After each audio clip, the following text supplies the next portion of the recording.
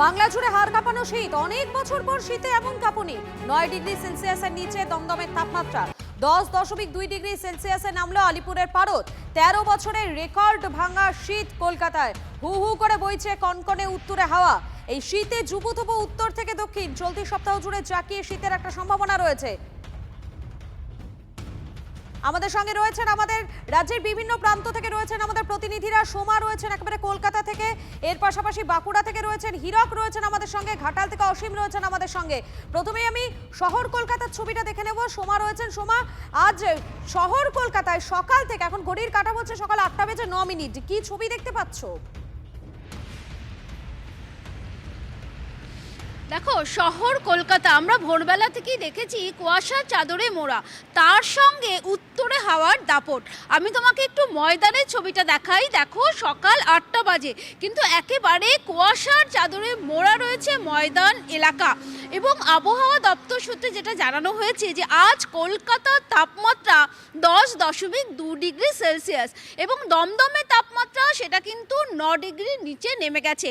13 বছর পরে এইভাবে কিন্তু জাঁকিয়ে শীত পড়লো বাংলায়। আমরা দেখছি রাজ্য জুড়ে কিন্তু এই যে আবহাওয়া, অর্থাৎ এই সময়ের তাপমাত্রা, সেই তাপমাত্রা কিন্তু একেবারেই কমে গেছে। এবং আবহাওয়া দপ্তর সূত্রে আরও যেটা জানানো হয়েছে যে এই সপ্তাহ জুড়ে কিন্তু এই তাপমাত্রার পারদ এভাবেই নামতে থাকবে, অথবা কিছুটা হয়তো কমতেও পারে তাপমাত্রার পারদ। এবং রাজ্য জুড়ে যে পারদ কিন্তু কমার সম্ভাবনা রয়েছে। তুমি আমাদের সঙ্গে থাকো, এই মুহূর্তে ঘাটালের ছবিটা দেখে নেব। ঘাটাল থেকে রয়েছেন আমাদের প্রতিনিধি অসীম, রয়েছেন আমাদের সঙ্গে। অসীম, এই মুহূর্তে ঘাটালে সকাল সকাল কি ছবি দেখতে পাচ্ছ? দেখো, একেবারে সকাল থেকে কিন্তু উত্তরে দমকা হাওয়া বইছে, তার সাথে ঘন কুয়াশায় ছেয়ে গিয়েছে চারপাশ। রাজ্য সড়ক দিয়ে যাতায়াত করছে ধীর গতিতে যাত্রীবাহী গাড়িগুলি, পণ্যবাহী গাড়িগুলি, কারণ একেবারেই কিন্তু দৃশ্যমানতা কম। দেখো, আমি এই মুহূর্তে রয়েছি একটা যে কৃষি প্রধান এলাকা, সেই কৃষকদের যে কৃষি জমির পাশে। কৃষকরা যেটা বলছে, আমি কৃষকদের সাথে সকালে কথা বললাম, কৃষকরা যেটা বলছে, শীত কিন্তু প্রচুর পড়েছে, হাড় কাঁপানো শীত, বাড়ি থেকে বেরোনো যাচ্ছে না। সব থেকে দুশ্চিন্তা বাড়াচ্ছে এই শীতে আলু, কারণ আলু চাষে এই ঘন কুয়াশায় কিন্তু ক্ষতিগ্রস্ত হবে চাষ। শুধু তাই নয়, যে বীজ তলা তারা যেটা মাঠে ফেলেছিল, সেই তলার কিন্তু একটা চরম পরিমাণে ক্ষতি হচ্ছে। একটা চিন্তা বাড়ছে যারা চাষাবাদ করছেন তাদের ক্ষেত্রে। তুমি আমাদের সঙ্গে থাকো, বা হীরকের কাছে চলে যাবো বাঁকুড়াতে।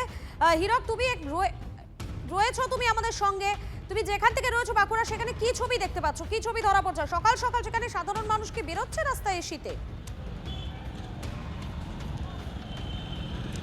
মধুকল্পিতা, কিছুক্ষণ আগেই তুমি যখন সোমার সঙ্গে কথা বলছিলে, সোমা বলছিল যে কলকাতার দমদমের তাপমাত্রা 9 ডিগ্রিতে নেমে গেছে। তবে বাঁকুড়া জেলার ক্ষেত্রে এই 9 ডিগ্রি তাপমাত্রা আজকে প্রথম নেমেছে এমনটা নয়। গত এক সপ্তাহ ধরে কিন্তু বাঁকুড়ার তাপমাত্রা 10 ডিগ্রির নিচে রয়েছে, 9 ডিগ্রির আশেপাশে, এমনকি 8 ডিগ্রিতেও নেমে গিয়েছিল। আজকেও তার অন্যথা হয়নি। আজকেও সকাল থেকে তুমি দেখতে পাচ্ছ, আমি যে জায়গায় রয়েছি বাঁকুড়া শহরের অন্যতম প্রাণকেন্দ্র বলা চলে সতীঘাটে, সেই সতীঘাটে এখনও পর্যন্ত কিন্তু কুয়াশার আস্তরণ রয়েছে। তার পাশাপাশি কিন্তু হাড় কাঁপানো শীত রয়েছে। এবং শীতের প্রভাবে কিন্তু সকালের দিকে রাস্তাঘাট, সেই রাস্তাঘাট দেখাতে চাইবো যে রাস্তাঘাট মোটামুটিভাবে ফাঁকা। বাঁকুড়া শহরের অন্যতম প্রধান জায়গা এই জায়গাটায়, এবং মূলত প্রবেশদ্বার বলা যায় বাঁকুড়া শহরের। সেখানে কিন্তু রাস্তাঘাটে সাধারণ মানুষজন সেভাবে নামেনি। যারা প্রাতঃভ্রমণ করতে বেরোন তাদের খুব প্রয়োজন না থাকলে বেরোচ্ছে না। তোমরা সঙ্গে থাকো আমাদের। আমি এই মুহূর্তে কমলেশের কাছে চলে যাবো। কমলেশ, রাজ্যের উত্তর থেকে দক্ষিণ যেখানেই প্রতিনিধিদের সাথে কথা বলি না কেন, তারা একটাই বিষয় বলছেন যে এবারে শীত কিন্তু ঝোড়ো ব্যাটিং করছে। এই ব্যাটিং কতদিন চালিয়ে যাবে? এই শীতের দাপট কতদিন অব্যাহত থাকবে রাজ্যে? দেখো, প্রথমে একটা কথা বলি, 2013 সালের 9 জানুয়ারি কলকাতার তাপমাত্রা 9 ডিগ্রি সেলসিয়াসে নেমেছিল। তারপরে এত ঠান্ডা, আমি যদি আলিপুরের তাপমাত্রা দেখি, 13 বছর পরে কলকাতায় এত ঠান্ডা 10.2 ডিগ্রিতে নেমেছে আলিপুরের পারদ। এবং ওই বছরই ওই দিনেই দমদমের তাপমাত্রা 6.6 ডিগ্রি সেলসিয়াসে নেমেছিল। আজকে দমদমের তাপমাত্রা 9 ডিগ্রি বা তার নিচে হয়তো রয়েছে। আর একটু পরে খুব স্পষ্টভাবে জানা যাবে দমদমের সর্বনিম্ন তাপমাত্রা কত। এই যে উত্তর থেকে দক্ষিণ, পশ্চিমাঞ্চল থেকে একদম উপকূল পর্যন্ত যে প্রবল ঠান্ডা, এই ঠান্ডার দাপট আগামী অন্তত 4-5 দিন চলবে। মোটামুটি একই রকম ঠান্ডা থাকবে, শুধু রাতের বেলা তাপমাত্রা নামছে। এবং যেটা তাৎপর্যপূর্ণ সেটা যে দিনের বেলা যেহেতু এখনো রোদ ওঠেনি, এবং গত দুদিন ধরে আমরা দেখতে পাচ্ছি সারাদিনেও খুব একটা রোদ উঠছে না, এই যে ঘন কুয়াশা, তার ফলে দিনের তাপমাত্রা মানে সর্বোচ্চ তাপমাত্রাটাও স্বাভাবিকের অনেকটা নিচে, 5 থেকে 6 ডিগ্রি 7 ডিগ্রি নিচে থাকছে। ফলে সারাদিন ধরেই শীতটা রয়েছে এবং আজকেও রাজ্যের 8টা জেলা শীতল দিনের সতর্কতা, অর্থাৎ রাতের তাপমাত্রা যেখানে 10 ডিগ্রির নিচে রয়েছে সেখানে দিনের তাপমাত্রা স্বাভাবিকের থেকে 5 থেকে 6 ডিগ্রির নিচে, অর্থাৎ দেখা যাবে হয়তো দিনের তাপমাত্রা সর্বোচ্চ 15, 16, 17, 18 ডিগ্রির মধ্যে ঘোরাফেরা করছে। মানে দিনের বেলা শীতে দিল্লির ঠান্ডা আর কলকাতার ঠান্ডার মধ্যে খুব একটা তফাৎ থাকছে না। মধুকল্পিতা, একেবারেই ধন্যবাদ তোমাকে। আমি আরো একবার সোমার কাছে চলে যাবো। সোমা এই মুহূর্তে রয়েছে কলকাতার ময়দানে রয়েছে। সোমা, এই সময়টাতে ময়দানে এই যে ওয়েদার এখন চলছে, যে আবহাওয়া, সেই আবহাওয়াতে কিন্তু অনেকেই উপভোগ করার জন্য আসেন, কিন্তু হাড় কাঁপানো শীতে তুমি কি কাউকে দেখতে পাচ্ছ ময়দান এলাকায়? না দেখো, অন্য সময় অর্থাৎ গরমকালে যখন আমরা দেখি এই ময়দান চত্বর কিন্তু একেবারে ভরে থাকে, কিন্তু দেখো ঘন কুয়াশার দাপট, তার সঙ্গে উত্তরে হাওয়া বইছে। দেখতে পাচ্ছ ময়দান চত্বর সেটা কিন্তু ফাঁকাই রয়েছে। তবে দেখো বেশ কয়েকজন মানুষ তারা কিন্তু শরীর চর্চার জন্য বা এখানে মর্নিং ওয়াকের জন্য আসে, তারা কিন্তু আসছেন, তবে সংখ্যায় কিন্তু সেটা একেবারেই কম। দেখতেই পাচ্ছ ময়দান চত্বর যেটা কিন্তু অন্য সময় অনেকটাই ভরা থাকে এখন, অর্থাৎ আজকের শীতে, অন্তত আজকে যেটা দেখতে পাচ্ছি এই হাড় কাঁপানো শীতে এখানে কিন্তু মানুষজনের সংখ্যা অনেকটাই কম এবং রাস্তা দিয়ে সেখানেও যারা মর্নিং ওয়াক করেন সেই মর্নিং ওয়াকার যারা তারাও কিন্তু বেরোননি।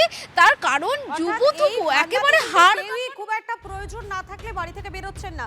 শোভা, তুমি আমাদের সঙ্গে থাকো, আমি আরো একবার হীরকের কাছে চলে যাই। হীরক রয়েছেন আমাদের সঙ্গে। হীরক, বাঁকুড়াতে তো এই সময় শীত উপভোগ করার জন্য সাধারণ মানুষ হোক তারা বেশ সকাল সকাল বেরিয়ে পড়েন বাড়ি থেকে এই ওয়েদারটাকে উপভোগ করার জন্য, কিন্তু হাড় কাঁপানো শীত যখন চলছে তখন সাধারণ মানুষ তারা কি বাড়ি থেকে বেরোচ্ছেন বাড়ি থেকে? দেখো মধুকল্পিতা, হাড় কাঁপানো শীতের একটা রেঞ্জ রয়েছে, যে রেঞ্জটা উপভোগ্য, সেই রেঞ্জটার থেকে নিচে নেমে গেলে সেটা কিন্তু রীতিমতো কষ্টকর হয়ে দাঁড়ায়। এবং এই মুহূর্তে বাঁকুড়া জেলায় যেভাবে সর্বনিম্ন তাপমাত্রা হু হু করে নামছে এবং তার সঙ্গে উত্তরে কনকনে বাতাসের যেমন দাপট রয়েছে, সব মিলিয়ে এই ঠান্ডা কিন্তু একেবারেই উপভোগ্য নয়, অন্তত তেমনটাই বলছেন স্থানীয় বাসিন্দারা। তারা যেটা বলছেন যে সকালের দিকে যাদের কাজ থাকে তাদের রীতিমতো কষ্ট পেতে হচ্ছে, রাস্তায় বেরিয়ে রীতিমতো হাড় কাঁপানো ঠান্ডায় তাদের কোথাও দাঁড়িয়ে পড়তে হচ্ছে, কোথাও তারা আগুন জ্বালিয়ে সেখান থেকে উষ্ণতা নেওয়ার চেষ্টা করছেন। সব মিলিয়ে এটা কষ্টকর হচ্ছে। তবে হ্যাঁ, পর্যটক যারা বিভিন্ন রাজ্যের বিভিন্ন প্রান্ত থেকে যারা এই মুহূর্তে বাঁকুড়ায় বেড়াতে আসেন, তারা কিন্তু এই কনকনে ঠান্ডা, এই শীত তারা একেবারে ছুটিয়ে উপভোগ করছেন বলা যায়। কারণ বাঁকুড়ার মুকুটমণিপুর, শুশুনিয়া থেকে না বেরোলেও যারা পর্যটকেরা রয়েছেন তারা এই শীতটা একেবারে উপভোগ করছেন। তুমি থাকো, আমি একবার অসীমের কাছে যাই। অসীম, ঘাটালবাসীর কাছে সমস্যার অন্যতম কারণ হচ্ছে বর্ষাকাল। বর্ষাকালেও ঘাটালবাসীদের কাছে সেটা দুর্বিষহ হয়ে ওঠে, কিন্তু এবারে হাড় কাঁপানো শীতেও তো জুবুথুবু অবস্থা ঘাটালবাসী। দেখো একেবারেই, কারণ বেশ কয়েক বছর কিন্তু এই ধরনের কিন্তু শীতের যে আমেজ সেটা কিন্তু ঘাটালবাসী পেয়েছিল না। এবারের যে শীতের আমেজ ঘাটালের অলিতে গলিতে চা দোকানে একটা কিন্তু কথা আমরা কয়েকদিন ধরে শুনতে পাচ্ছি যে ঠান্ডা উপভোগ করার জন্য আমাদের আর বাইরে যেতে হবে না। এক কথায় পর্যটকরা যেমন কাশ্মীর যেত, বিভিন্ন ধরনের যে বরফের যে জায়গাগুলো তারা যেত, তারা বলছে যেতে হবে না, এরকম কিন্তু আমরা সোশ্যাল মিডিয়ায় বিভিন্ন পোস্ট দেখতে পাচ্ছি। দেখো সব থেকে কিন্তু শীত যে একটা পড়েছে, জাকিয়ে যে উপভোগ করছে, এটা একেবারে সত্য, কিন্তু সব থেকে কিন্তু দুশ্চিন্তা বাড়াচ্ছে এই কুয়াশা। তার কারণ পশ্চিম মেদিনীপুরের বেশিরভাগ যেমন উপভোগ করছেন সাধারণ মানুষ, ঠিক তেমনি একটা অন্যতম চিন্তার কারণ হচ্ছে ঘন কুয়াশা। এই ঘন কুয়াশার জেরে দৃশ্যমানতা অনেকটাই কম থাকে, সুতরাং হাইওয়েতে গাড়ি চলাচলের ক্ষেত্রে কিন্তু যথেষ্টই সাবধানী হতে হচ্ছে যারা ড্রাইভাররা রয়েছেন তাদের ক্ষেত্রে। তোমরা নজর রাখো আপডেটের দিকে। প্রত্যেককে আপাতত ধন্যবাদ।